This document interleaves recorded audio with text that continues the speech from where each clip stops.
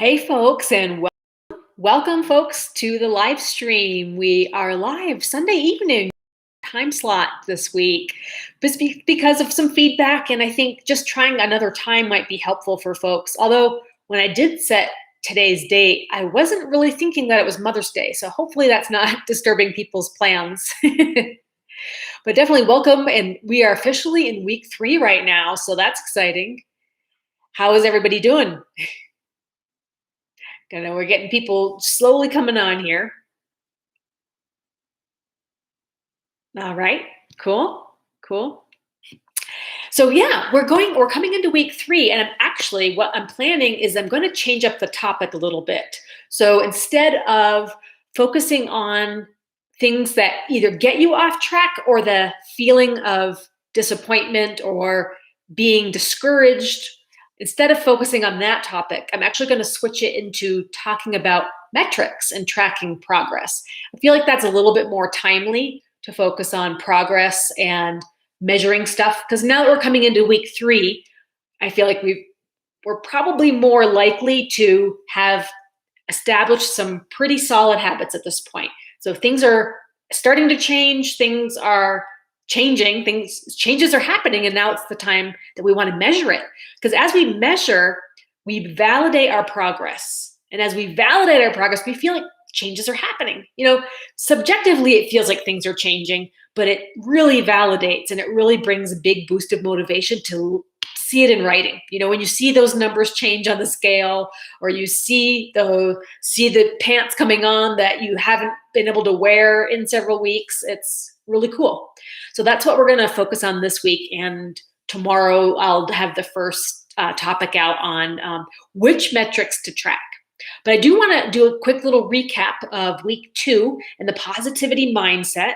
So for positivity, I think the take-home message is, first of all, trying to have a routine. Trying to have a routine that gets you exposed to positive emotions on a day-to-day basis. So starting your day with something really positive, having a lot of exposure and opportunity to explore any of those positive emotions. Hi, Ron. I see you're on tonight. Great. Thanks for joining. Glad you could make it. And so we talked about humor. We talked about serenity. I just thought of levity, but I guess it's kind of like humor. Serenity, awe, and inspiration. There's just a whole variety. There's a whole variety of positive emotions that you can be exposed to that help keep the energy going. You want that motivation to keep you going. You don't want to get stuck. And the negative emotions like frustration or lack of patience, getting impatient, getting discouraged, getting not disorganized isn't an emotion, but that can create an emotion with you if you're not feeling so good. So I think from the book Positivity, the author describes that most people, in order to really thrive and succeed in life, we need a balance of 3 to 1 positive emotions to negative. So, thanks, Ron, for telling me that. I'm going to switch over to my other network because that's faster. So hopefully we don't disconnect. So this should be a lot faster. So the goal is 3 to 1 positive emotions to negative to be able to thrive in life. Like the people that are doing really well, all the research is showing that people that are doing really well have more exposure to the positive emotions and they're not getting bogged down by the negative.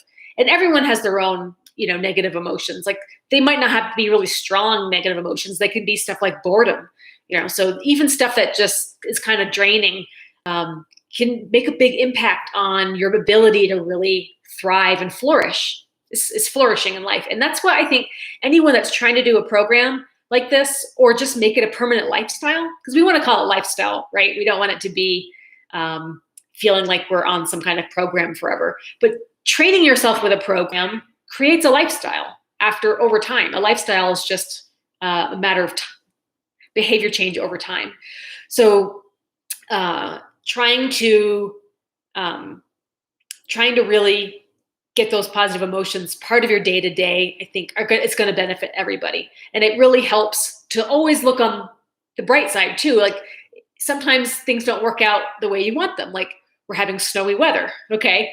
it's May. I would love to see tulips instead. So Brian got me tulips for Mother's Day. But so there's you can look at a situation, focus on the negative of the situation. Like, I want it to be different. I want things to be different. But if you can look at a way to just flip it around, make it more positive, and spend more time with that, then it's not going to bog you down, because once one negative emotion comes in, it attracts another one. And so you can get into a downward spiral. So yeah, so it's definitely worth keeping. That's why I wanted that topic to be in week 2, because I feel like that is a backbone of being successful over time, and I think that if you can have a way to have that levity and keep things really light, you don't get so super bogged down.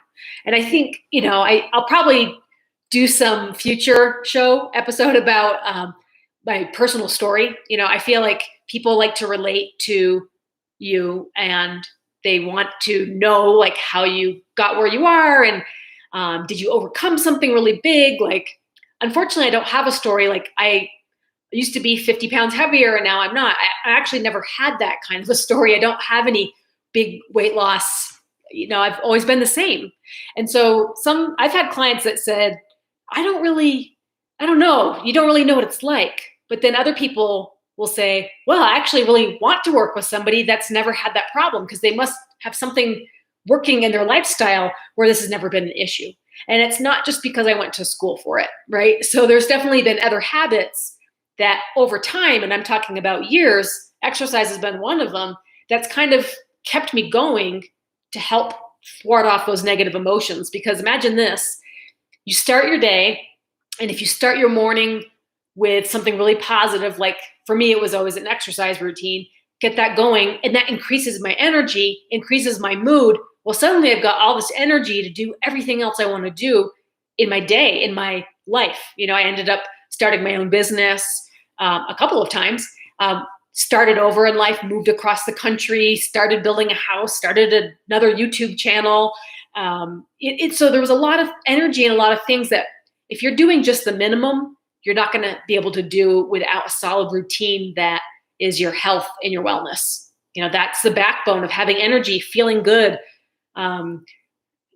just being able to do more than just the minimum, I guess. I'm going to have to do another show about this, but I was thinking about Bart Simpson and how he was just always talking about being an underachiever. And you see that in the younger generations.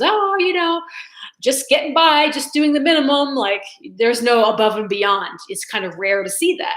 And you still see that as an adult. Like, people just do the minimum. They just get by. And then they're just getting by in life. And you're wondering, there's more out there that can be had. And if you felt better, you'd be more likely to do more, and I think that's a little bit more rewarding. But those are topics for another time. I think we're going to get into that later. But is there any questions tonight? Does anybody have anything that is on their mind as far as how last week went, or even since the beginning, week 1, anything that's popped up? Yeah, I'll just wait a minute, see if any questions come through. But yeah, it's kind of exciting. I'm thinking of a little bit of I've got a couple of recipe ideas I want to share with you guys this week. So I'm working on an episode for that. Got all the footage. So I'm going to put that together. So tomorrow we're going to talk about metrics. We're going to talk about what to measure, and then tracking how to track, how to know if you're making progress. I think that's key to know that. All right. Kind of quiet tonight. I don't know if Sunday night's where it's at, but again, I've just remembered it was Mother's Day, and I was like, oh shoot, people probably have planned, they could have dinner plans, or just thinking they already did a lot of socializing earlier today. So trying to think back in the comments and some of the videos if we had. I know Ron's been commenting a lot, so I'm trying to remember if there was anything. So Ron's saying that he hasn't been 100%, but he's finding himself getting hungrier. And that one thing I'll say about hunger is that, first of all, it's a good sign. Hunger means that you have metabolism going on. Hungry means your metabolism's working. Because something that can happen for folks, especially if they're cutting back on their calories or they're cutting back on how much they're eating, sometimes the body adjusts really, really well to that. And sometimes you don't get as hungry, and you're eating half as much as you were before, and you're not really hungry. And sometimes that's not always a good thing, because your body can adjust and decrease the amount of metabolism it's putting out based on how much food you're giving it. So it's good that I'd say hunger's a good thing, but you don't want it to get to the point where you feel like you might get out of control when you go to eat.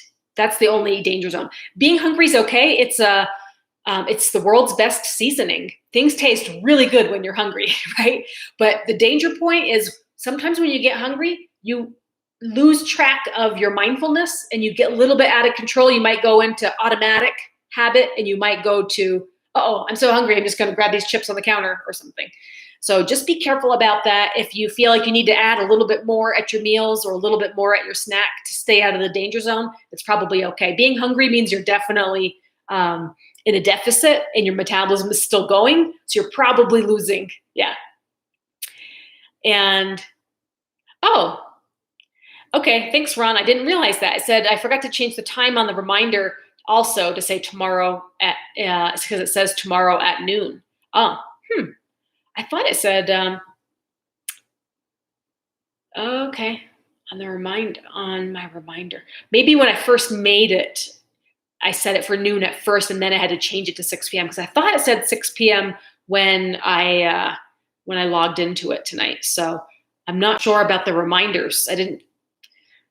I didn't send a reminder, but YouTube probably automatically does it. So that could be why.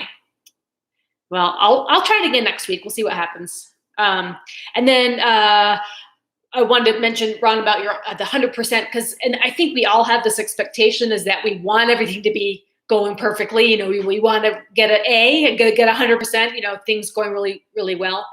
But you know, I think just knowing that every day fluctuates a little bit, and some days are going to be better than others, and every day is another day to practice trying to get 100. So the more that habit, the old habit, the splash screen says buffering. Oh, the splash screen says 12. Okay. I'll have to double check that next time, but thanks. That's probably why. Yeah, I don't know. Hopefully I got 2 bars of service. I'm hoping that the the connection holds out. We are getting some weather right now, though. Oh, okay. So yeah, so I guess that's kind of, you know, another reminder, just that you're going to want to feel like you're always going to have yourself at this high bar. Like, I could have gotten 100% today, or I could have done everything perfect. And just don't let the perfect be the enemy of the good. Like, you're doing good, and perfect is a great high bar to shoot for. And some days you're going to hit it, but even the days that you're not, just resist the urge to let that throw you off track, because it definitely wants to throw you off track. Because once you kind of screw up, you think, oh, well, I might as well screw up again because I already screwed up, right? Because you think you broke your streak. So you're like, forget it. I just might as well stay off track. And that can be a slippery slope, because that can cause some real damage if you get into that mindset and it repeats day after day, or just repeats frequently. So, but yeah, I think that one's a good one to keep in mind, that even if you don't do 100% perfect, just avoiding what you did 5 weeks ago and just not doing a repeat of those days, then it's definitely progress. Yeah, sounds good, Ron. So yeah, don't just keep rolling with it. That was part of my my other topic. What I was going to do this week was just keep rolling with resistance, because things are going to come up. They're going to want to throw you off, but just keep going. Just keep going through it. We have, you know, there's no official ending, right? Like, you just keep practicing. It's the practice over and over again that makes the habit. So you just got to keep doing it. Even if you screw up one day, if you do it 5 days out of 7 days, that's a win. If you do it 4 days out of 7 days, that's a win. So just try to do it more days the way you want it than the days that you were doing it the way you don't want to do it anymore. It's convoluted, but yeah, try to do it more and more and more and more. Yeah. So, all right, guys. Well, yeah, tomorrow's a new day. So that's exactly right. And you can also, I like this thought too, is okay, I screwed up. I know it's only 10 o'clock in the morning, but my day is not going to end badly. I'm going to end on a positive. Sometimes you feel like you mess up really, really early, like on a Saturday or a Sunday. You're like, oh gosh, we went out for Mother's Day brunch and it was just a total. But then it's like, okay, well, that's true. I had some carrot cake, for Mother's Day, but it's not going to end badly. I'm having a very light dinner. It's going to be delicious. And you can flip it and it doesn't have to stay off track for the whole day. It doesn't, just because you're on one day doesn't mean it has to continue for the whole day. You can flip it for the next meal. You can flip it in the next hour. So you can always correct course. It's always available to you. Well, guys, if there's any more questions, we might wrap it up early tonight. And I'll do a better job on advertising for the Sunday evening, and maybe next Sunday might be a more popular day with less things going on for everybody. Well, thanks for joining, guys. And I'll catch up with you tomorrow, and we'll get started measuring stuff. Okay. Take care. Or Monday evening, Ron says. Okay, that's a good one. That's a good one too. Okay. I'll think about that. Maybe we will do Monday, because the weekend is kind of tough for people. Yeah. Okay. Maybe I'll have what I can do is have a I was trying to think of like a boost for a Monday morning, but Monday evening, maybe people are usually pretty motivated on Monday morning anyway. So, all right, guys, we'll take care. We'll see you tomorrow. Bye.